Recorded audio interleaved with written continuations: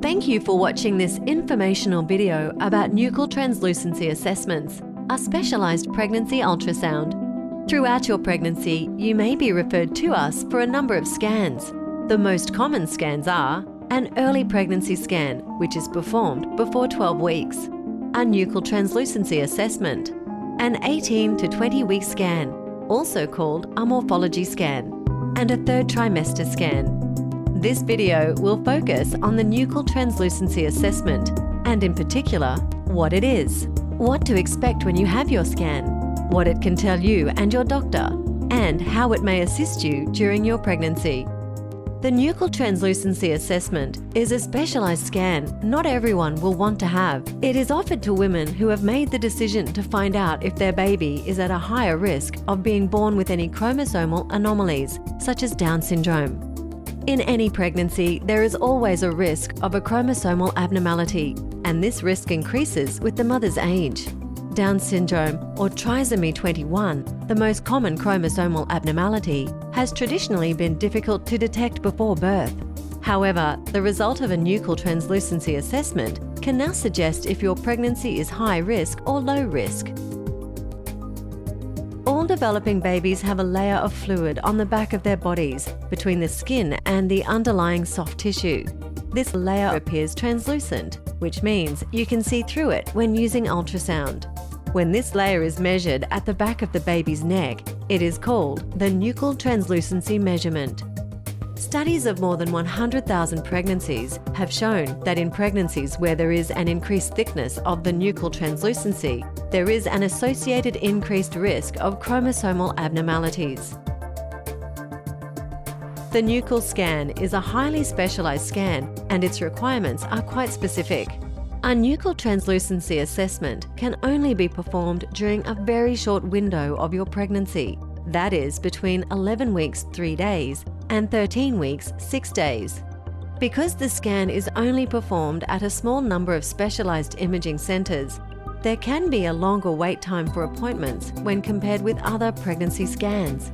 We recommend you discuss this scan with your doctor early in your pregnancy and book a scan in early to ensure you are able to make an appointment during this small diagnostic window. The ultrasound is performed in conjunction with a blood test.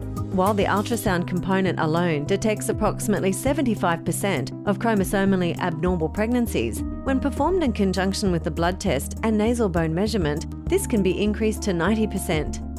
So before you have your scan, you and your doctor will need to organise a blood test.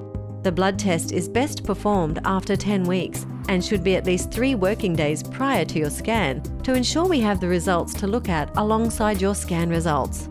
All early pregnancy scans involve the standard technique of scanning across the abdomen and pelvis with a full bladder.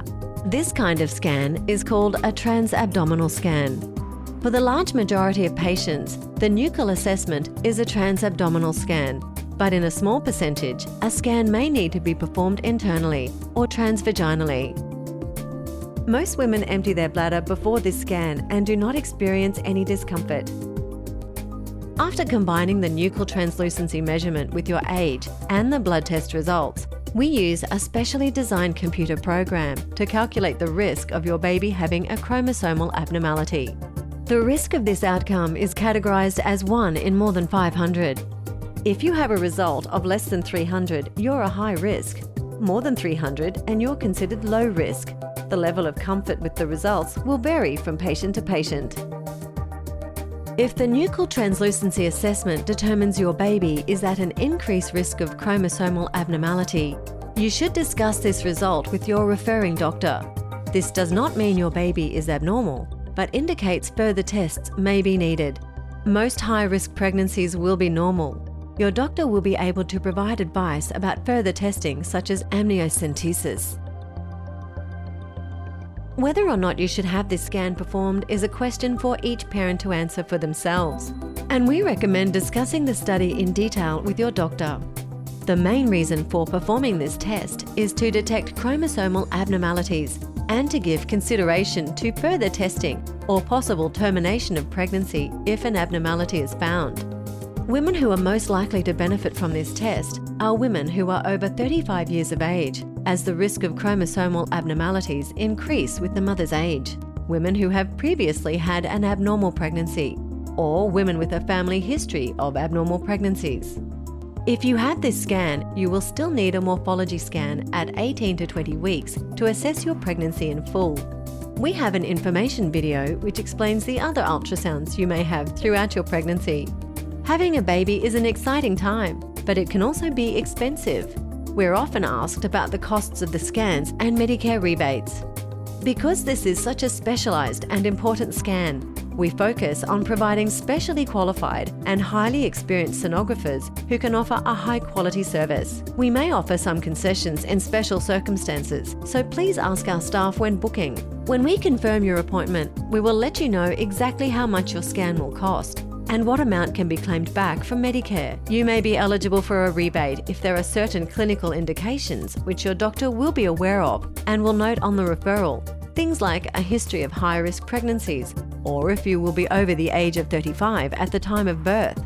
But in many cases, patients are not eligible for a rebate for a nuchal translucency scan, and a private fee will apply.